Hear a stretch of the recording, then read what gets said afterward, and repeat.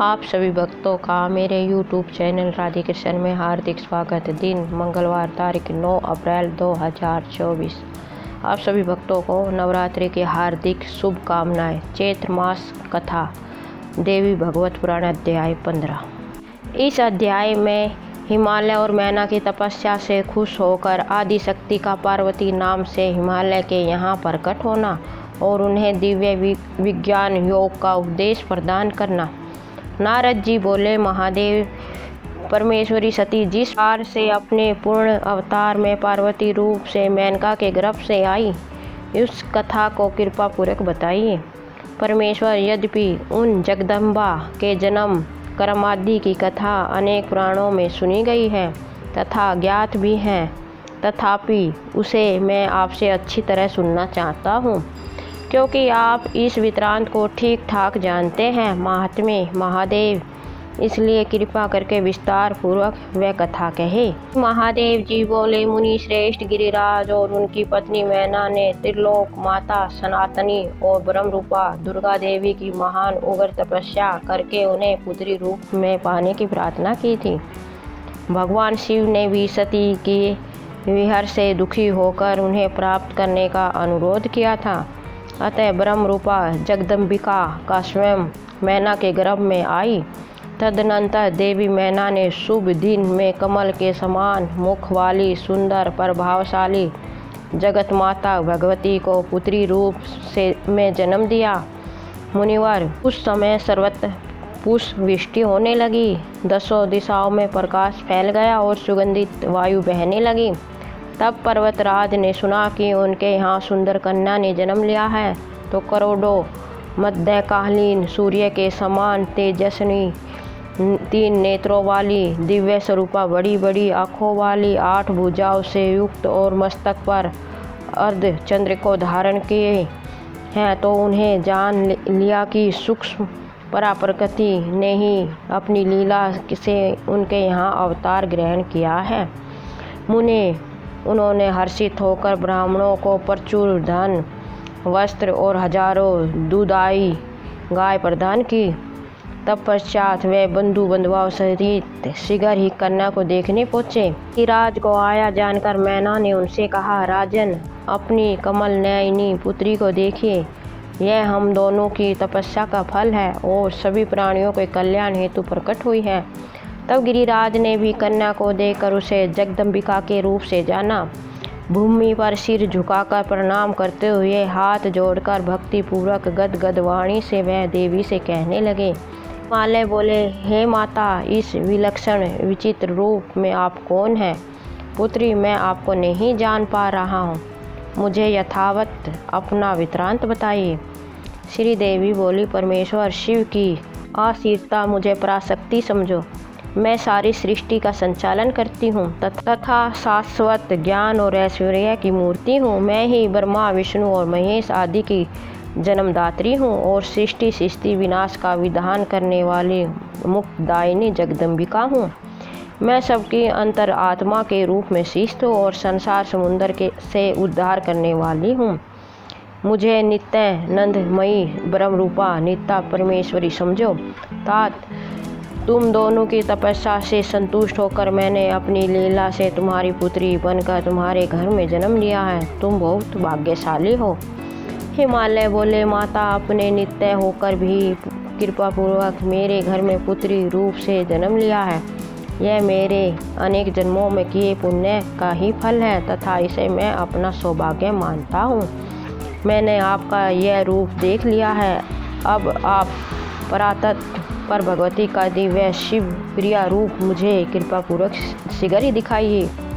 विशेश्वरी, आपको नमस्कार। श्री देवी बोली, पिताजी, मैं आपको दिव्य चक्षु प्रदान करती हूँ, जिनसे मेरे ऐश्वर्यशाली रूप के दर्शन कर आप अपने हृदय का संशय मिटा लीजिए और मुझे ही सर्वदेवमयी समझिए। श्री महादेव जी बोले, ऐसा कहकर गिरिराज हिमवान को दिव्य दृष्टि प्रदान कर जगदम्बा ने अपने अलौकिक महेश्वर स्वरूप के दर्शन कराए। उनका यह ज्योति मैं रूप करोड़ों चंद्रमाओं की प्रभा से युक्त था। उनके मस्तक पर अर्धचंद्र की सुंदर लेखा विराजमान थी।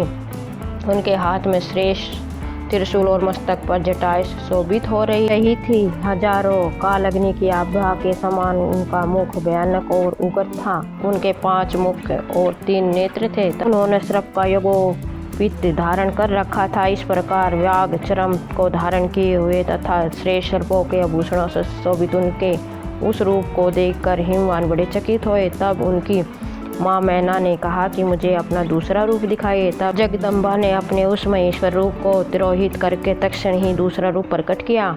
मुनि श्रेष्ठ उन सनातनी विश्वरूपा जगदम्बा की आभा शरतकाल के चंद्रमा के समान थी। सुंदर मुकुट से उनका मस्तक प्रकाशमान था। वह हाथों में शंख चक्र गदा एवं पद्म धारण किए हुए थे। उनके 3 सुंदर नेत्र थे। उन्होंने दिव्य वस्त्र माला और गंधासून लेप धारण कर रखा था। वह योगेंद्र वृंद से वंदनीय थी।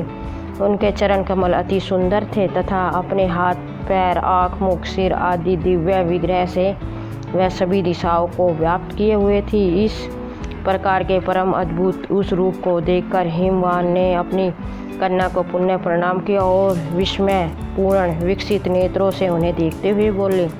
हिमालय बोले, माता आपका यह श्रेष्ठ रूप भी परम ऐश्वर्य संपन्न है जिसे देखकर मैं चकित हूँ। मुझे तो कोई अन्य ही रूप दिखाइए। परमेश्वरी आप किसकी आश्रय हैं?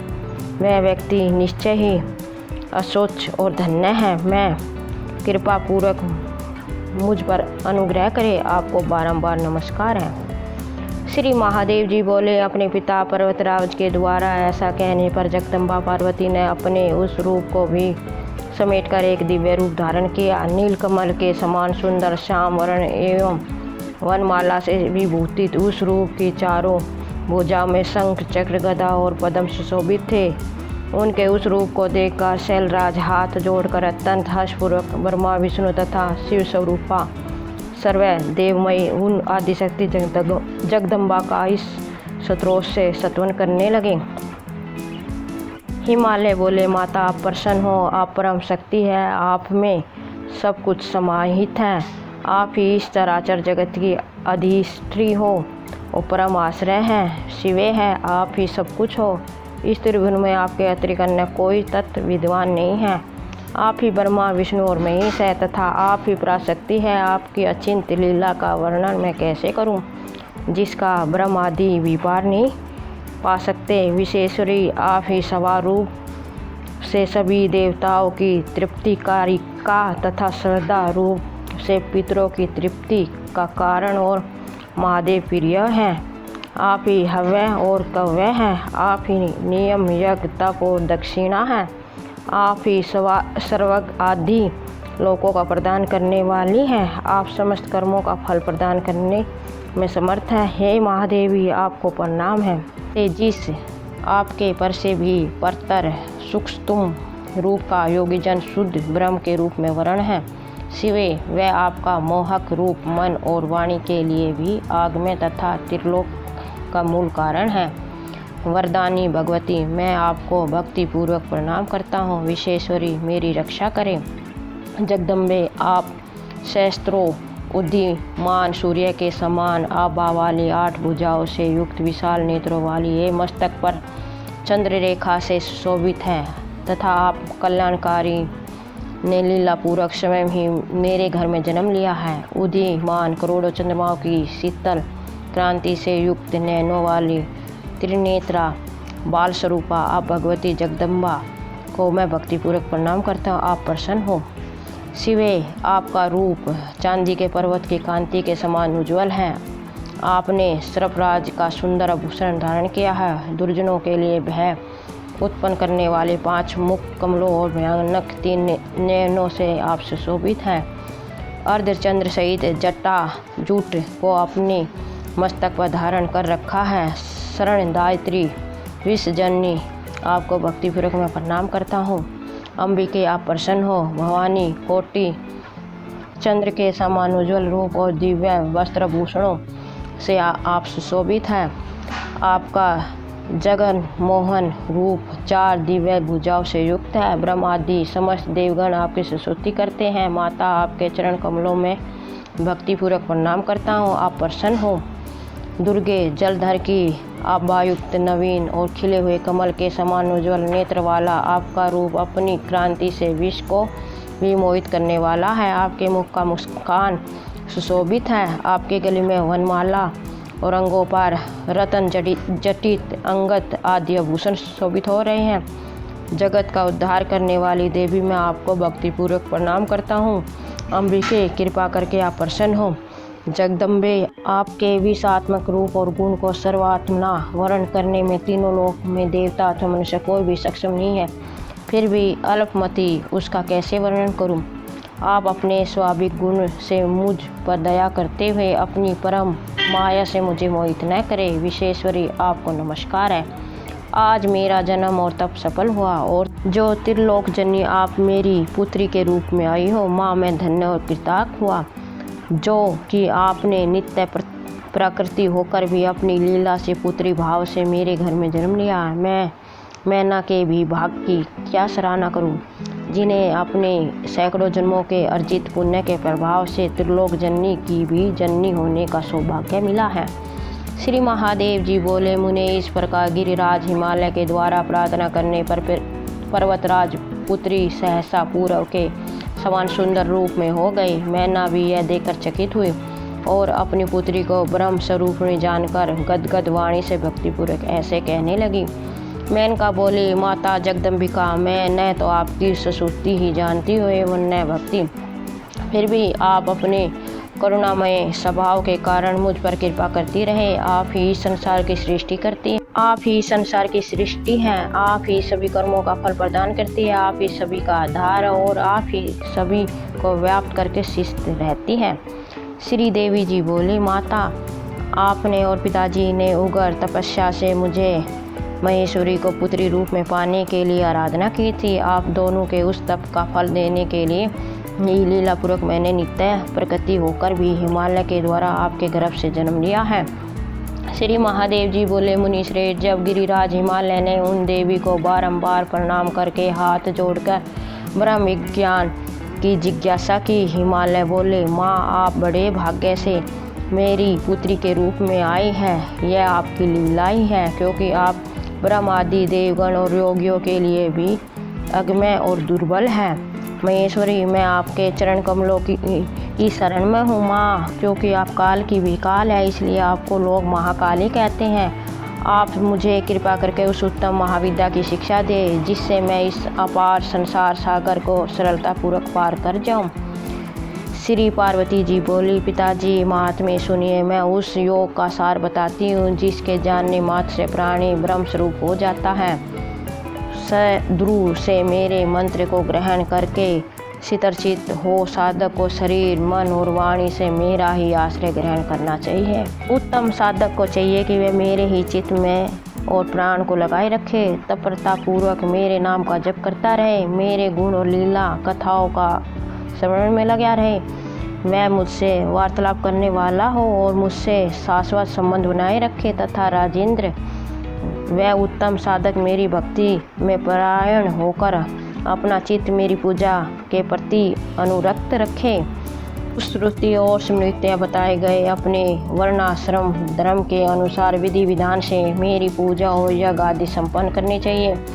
सभी यज्ञ तप और दान से मेरी ही अर्चना करनी चाहिए। ज्ञान से मुक्ति होते हैं, भक्ति से ज्ञान होता है, धर्म से भक्ति का उदय होता है और यज्ञ आदि धर्म के ही रूप हैं। इसलिए मोक्षार्थी को धर्म रूपी यज्ञ अर्चना आदि के लिए मेरे इस रूप का आश्रय लेना चाहिए। पिताजी, सभी आकारों में एकमात्र मैं ही विद्वान हूँ और स्वर्ग के देवता मुझे सचिंदानंद रूपा के अंश से ही उत्पन्न हुए हैं, इसलिए वेद रक्त सभी कर्मों से भक्तिपूर्वक मेरा ही अर्चन करना चाहिए। बुद्धिमान व्यक्ति को अन्य कोई विचार नहीं करना चाहिए। इस प्रकार अनासक्त भाव से कर्मों को संपन्न करके विशुद्ध अनंत करण वाले मोक्षार्थी साधक को आत्मज्ञान के प्राप्ति में निरंतर प्रयत्नशील होना चाहिए। पुत्र मित्र आदि से संबंधों से अनासक्त होकर वेदांत आदि शास्त्रों के अभ्यास में दत्तचित रहना चाहिए। ऐसे साधकों को काम, क्रोध आदि विकारों का तथा सभी प्रकार की हिंसा का पूर्ण रूप से त्याग करना चाहिए। ऐसा करने से निसंदेह पराविद्या का ज्ञान प्राप्त हो जाता है। महाराज, जब इस आत्मा की प्रत्यक्ष अनुभूति होती है उसी क्षण मुक्ति हो जाती है। यह निश्चित सत्य बात है, आपके लिए मैं बता रही हूँ। किंतु पिताजी, मेरी भक्ति से विमुख प्राणियों के लिए प्रत्यक्षानुभूति अत्यंत दुर्बल है। इसलिए मोक्ष साधकों को यत्नपूर्वक मेरी भक्ति में ही संलग्न रहना चाहिए। महाराज, आप भी मेरे बताए अनुसार करेंगे तो संसार के समस्त दुखों से कभी बाधित नहीं होंगे।